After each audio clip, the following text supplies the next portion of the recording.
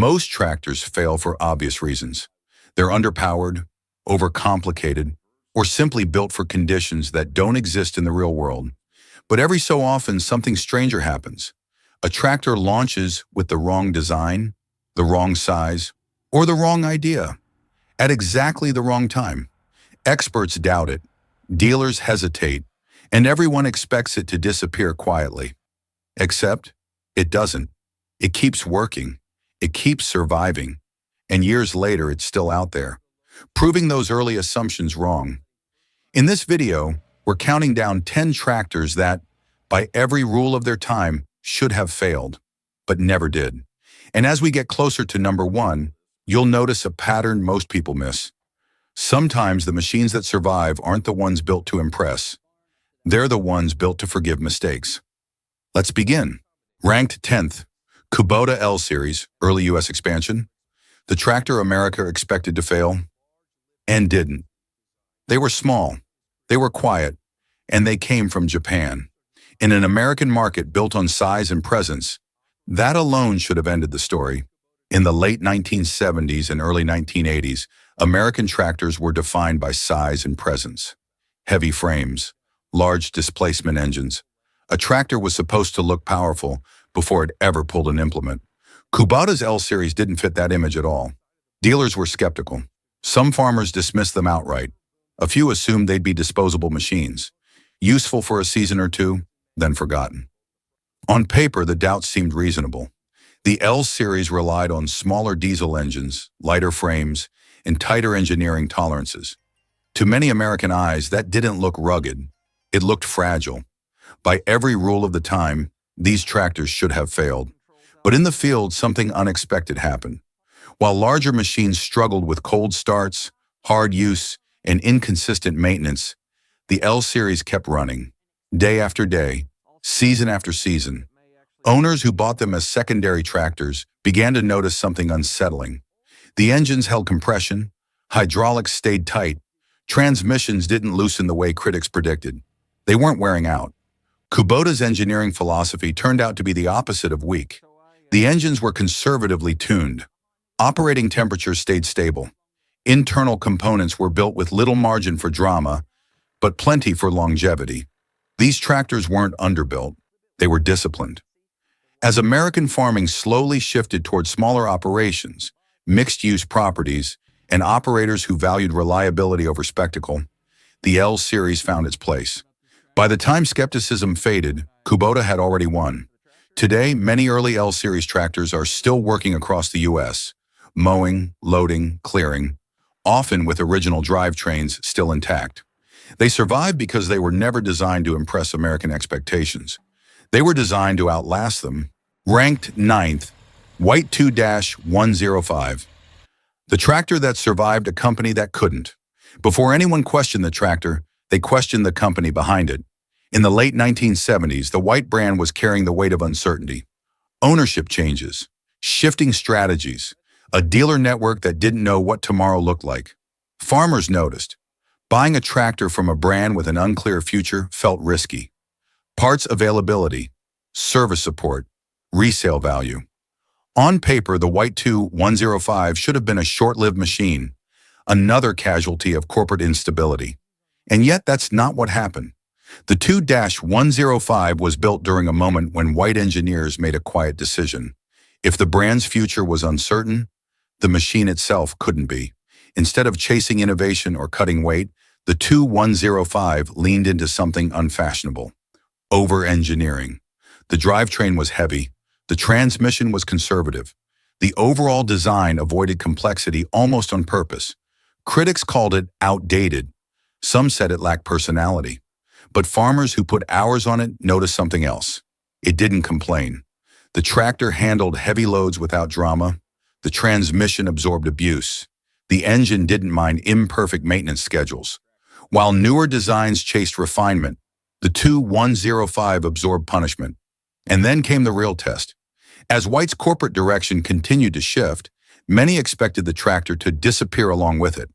Instead, something unexpected happened on farms across the Midwest. Owners kept them, not because they loved the brand, but because the machine refused to give them a reason not to. When something doesn't break, you don't replace it. Years passed, dealers changed, logos changed, the tractors stayed. Today, White 2105 IS are still working quietly, often overlooked, rarely celebrated, but deeply trusted by the people who depend on them. They didn't survive because of marketing. They survived because the engineering outlived the uncertainty around it. The company faltered, the tractor didn't, and that's why the White 2105 belongs on this list. Ranked 8th, Oliver 1650, the tractor that was too good for the company building it. By the time the Oliver 1650 entered the field, the tractor itself wasn't late. The company was. In the late 1960s and early 1970s, Oliver was already losing ground. Competition was fierce. Margins were thin. And the future of the brand felt uncertain long before farmers were willing to say it out loud. That uncertainty mattered, because no matter how good a tractor is, farmers don't just buy machines. They buy confidence in parts, service, and longevity. On paper, the Oliver 1650 should have struggled. A strong tractor released at the wrong time by a company that didn't have much time left. And yet the 1650 refused to play its assigned role. From the moment it went to work, something felt different. The power delivery was smooth, the balance was right, and the drivetrain didn't feel stressed, even when pushed harder than expected. Under the hood, the engineering was deliberate. Nothing flashy, nothing experimental, just solid, conservative design choices that favored durability over headlines. Mechanics noticed it early. The transmission held up. The rear end stayed tight. Failures that plagued other tractors of the era simply didn't show up here. But the market didn't care. As Oliver's financial situation worsened, confidence in the brand faded, regardless of how well the machines performed. Dealers disappeared. Support thinned. By every business metric, the Oliver 1650 should have faded with the company. Instead, farmers made a different decision. They kept them running, not out of loyalty, but out of practicality. When a tractor starts every morning, pulls without complaint, and asks for very little in return, you don't let it go just because the badge on the hood loses value. Years later, as Oliver itself became history, the 1650 remained where it had always been, in the field. Today, you'll still find Oliver 1650s working quietly on farms that long ago stopped worrying about resale value or brand prestige. Because the tractor didn't fail, the company did. And that contradiction is exactly why the Oliver 1650 belongs on this list. Ranked 7th, Deutz-Allis 9150, the tractor. Everyone said would overheat, and never did. From the moment the Deutz-Allis 9150 appeared, the criticism came fast. Not about power, not about size, but about one decision many American farmers simply couldn't accept. It didn't use liquid cooling. No radiator, no coolant, no steaming hoses on cold mornings. Instead, it relied on an air-cooled diesel engine, a design philosophy imported straight from Europe. To Americanize, that wasn't innovation. It was a liability. In U.S. farming culture, air-cooled engines had a reputation. They ran hot, they struggled under load, and when pushed hard for long hours, they were expected to fail quietly or catastrophically.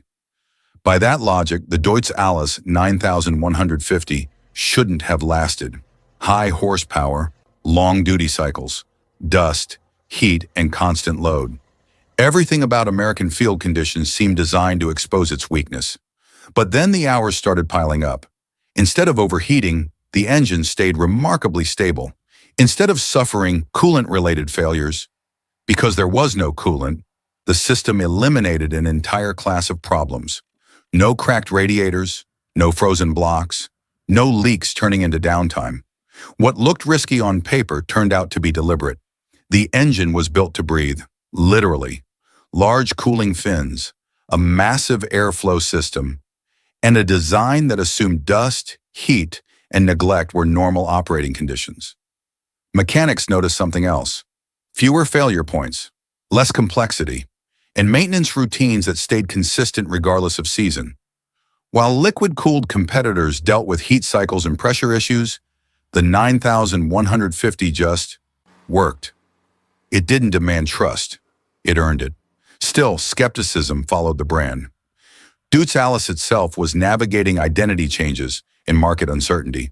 Many assumed the tractor would disappear along with the name. Instead, the opposite happened. Farmers who ran the 9150 kept it, not because it was fashionable, but because it was predictable. And in agriculture, predictability beats innovation every time. Today, Deutz-Allis 9150 tractors are still working in conditions that were supposed to break them. Hot summers, heavy pulls, long days. They didn't fail because the design wasn't wrong. It was just unfamiliar. And that unfamiliar choice is exactly what kept the 9150 alive. Ranked 6th, Massey Ferguson 135, the tractor. Everyone underestimated and paid for it. Most people didn't argue about this tractor. They just ignored it. It wasn't dramatic enough, it wasn't powerful enough, and it certainly didn't look like a tractor built for the long haul. To many farmers, it looked temporary. A small machine, a modest engine, something you bought while waiting for a real tractor. By the standards of the time, that should have been the end of the story. The 135 didn't try to impress anyone. Its design was simple, almost stubbornly so. No experimental systems, no unnecessary complexity, just a compact frame built around a diesel engine that barely seemed to work hard. Critics assumed that was a weakness. Small engines wear out faster. Light tractors get pushed too hard, and machines built for light duty usually don't survive heavy hands. But the Massey Ferguson 135 didn't behave like a light-duty tractor. The engine ran comfortably below its limits. The drivetrain didn't strain, and the controls were forgiving enough to survive inexperienced operators and rough treatment. What was supposed to shorten its life quietly extended it. Farmers began to notice something unusual. The tractor didn't ask for much. It started easily. It ran consistently. And when maintenance was delayed, sometimes far longer than recommended, it kept going anyway. Mechanics noticed it too. The fewer systems a tractor has, the fewer chances it has to fail. And the 135 was built around that idea long before it became fashionable. As farms changed and smaller operations became more common, the 135 found itself exactly where it belonged. Not as a stopgap, not as a backup, but as a machine that simply refused to leave.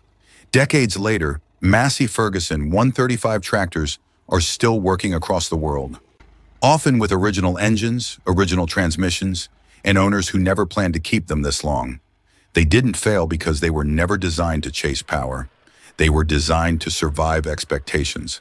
And that's why the Massey Ferguson 135 belongs on this list.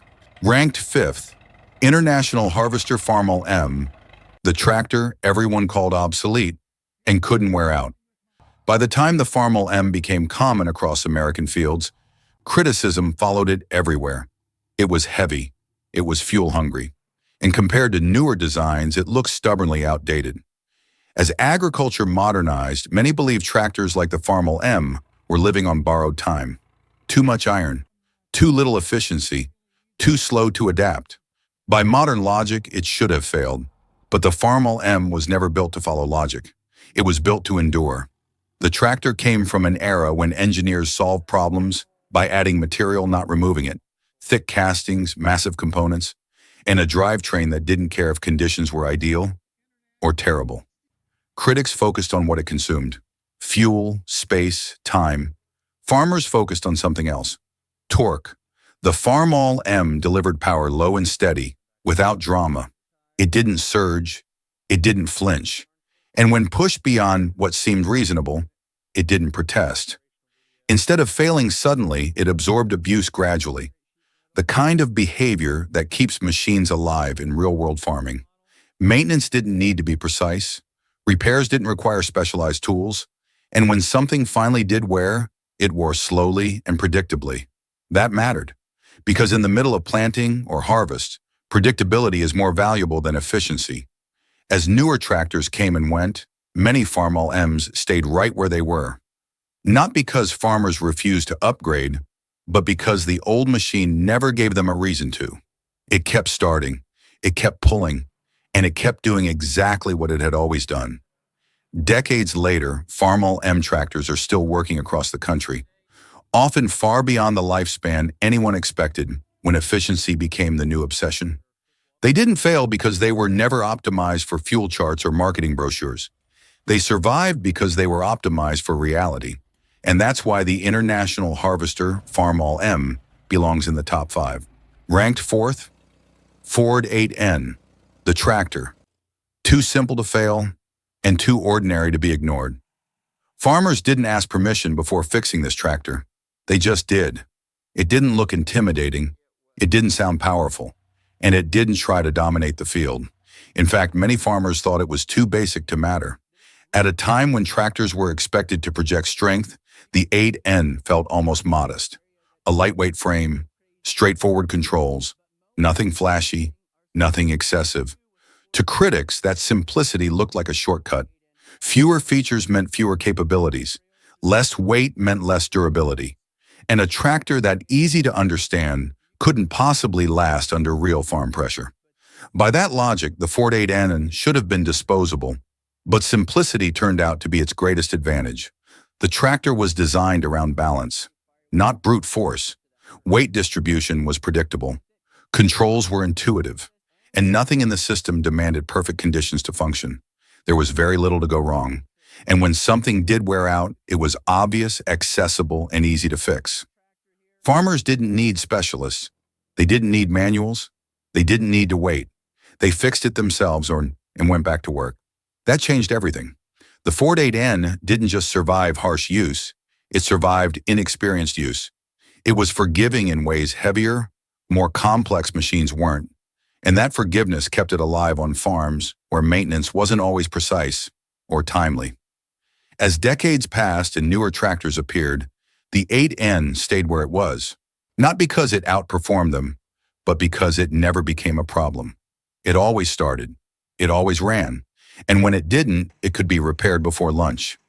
Today, Ford 8N tractors are still working across the country, not as museum pieces, but as tools. They didn't fail because there was nothing in them designed to impress. There was only what was necessary, and that's why the Ford 8N remains one of the most quietly indestructible tractors ever built. Ranked 3rd, Case IH Magnum 7140 early production, the tractor that carried an entire brand on its frame. If this tractor failed, the brand might not survive it. That pressure changed everything. It was a decision. Case IH wasn't testing a feature. It wasn't refining an idea. It was betting the future of the brand on a single platform, and that made the risk enormous. In the late 1980s, the market was shifting fast. Farmers wanted more power, more comfort, and more reliability. All at once. At the same time, tolerance for failure was shrinking. A bad launch didn't just hurt sales, it erased trust. The Magnum series was Case IH's answer to that pressure. A clean sheet design, a new approach to layout, cab integration, and power delivery. On paper, it looked promising. In reality, it was dangerous. Early production tractors are where reputations go to die. Unproven systems, hidden weak points, design assumptions that haven't met real-world abuse yet. If the Magnum failed in the field, farmers wouldn't wait for fixes, they'd walk. That's what made the 7140 so unusual. Instead of pushing limits, the engineers pulled back. Frames were heavier than necessary. Drivetrains were rated well below their breaking points. Systems were designed with margins that looked inefficient on spreadsheets, but brilliant in dirt. Critics said it was overbuilt, too conservative, too expensive for what it was. Then the hours started adding up. The transmission held. The rear end stayed tight. The chassis didn't twist under load. While competitors chased refinement, the Magnum absorbed punishment. It worked long days, it worked through seasons, and it worked for operators who didn't treat equipment gently. What was supposed to be a risky first generation turned into something rare.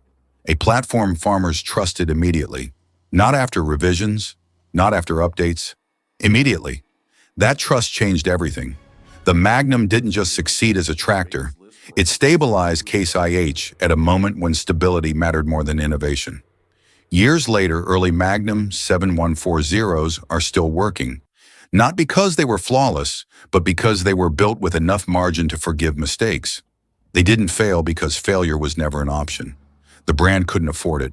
And that pressure is exactly what made the case IH Magnum 71401 of the most important survivors on this list. Ranked second, John Deere 4020 early diesel. The tractor farmers didn't trust until it reset the standard. For decades, farmers trusted gasoline. Diesel had to earn its place. At the time, diesel was still a question mark on many American farms. Cold starts were unpredictable, fuel quality varied, and long-term durability under constant load wasn't guaranteed. Gasoline engines were familiar. Diesel felt like a gamble. For a tractor expected to work every day, that hesitation mattered. Early diesel versions of the 4020 carried that doubt into the field. Farmers watched closely. Dealers listened for complaints. Competitors waited. If diesel failed here, it would fail everywhere. On paper, the risk was obvious. Higher compression, different fuel behavior, less tolerance for shortcuts in maintenance. By the logic of the time, this tractor should have struggled, especially in winter, under load, and in mixed-use conditions. But the 4020 didn't behave like a test case. It behaved like a finished machine. The diesel engine was tuned conservatively. Power delivery was smooth and predictable. And instead of chasing peak output, the design focused on stability across long hours. What surprised farmers wasn't just that it worked. It was how little attention it demanded. The engine held together. The drivetrain matched the power. And the tractor didn't punish operators for doing things the old way. Cold starts improved. Fuel efficiency became obvious. And over time, the reliability question simply disappeared. That shift mattered more than sales numbers.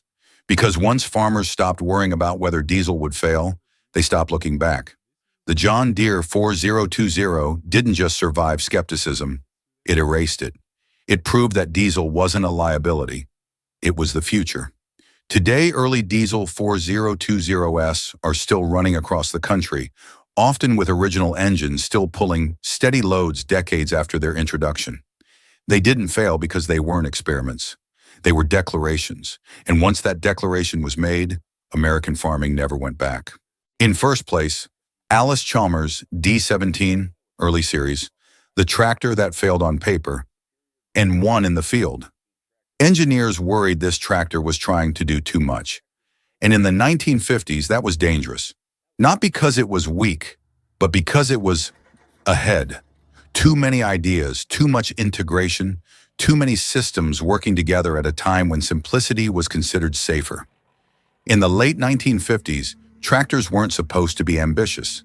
They were supposed to be predictable. The D17 wasn't. It combined live PTO, advanced hydraulics, and a power delivery layout that pushed beyond what most farms were ready for. On paper, that was risky. Every added system meant another potential failure point, another thing that could go wrong in the dirt, under load, far from help. By conventional wisdom, the D17 should have been unreliable. Instead, it became one of the most stubbornly durable tractors of its era. The reason wasn't luck, it was restraint. While the D17 introduced advanced features, it did so conservatively. Nothing was pushed to its limit. Margins were wide. Components were sized with abuse in mind, not ideal conditions. Where other manufacturers chased innovation aggressively, Allis-Chalmers slowed it down. The result was a tractor that looked complex, but behaved predictably. Farmers noticed it early. The PTO stayed dependable. Hydraulics responded consistently, and the drivetrain absorbed work without transmitting stress where it didn't belong. Instead of breaking under its own ambition, the D17 settled into a rhythm. Hour after hour, season after season. What critics expected to fail, integration, became its strength. The tractor worked as a system, not a collection of parts. And systems fail less often when they're designed to cooperate. As newer machines arrived with flashier features and tighter tolerances, many D17s stayed right where they were. Still working, still pulling, still refusing to become obsolete. Today, early series D17 tractors continue to operate across the country, often quietly outlasting machines that were supposed to replace them. They didn't survive because they were simple. They survived because they were balanced. And that balance between innovation and restraint is why the Allis-Chalmers D17 stands at the top of this list. Because it didn't just avoid failure, it redefined what safe progress looked like in American farming. These tractors didn't survive because they were perfect. They survived because they were built for real work and real mistakes. So here's the question. If you had to trust one machine year after year, which one would you choose? Because the tractors that last are rarely the ones designed to impress.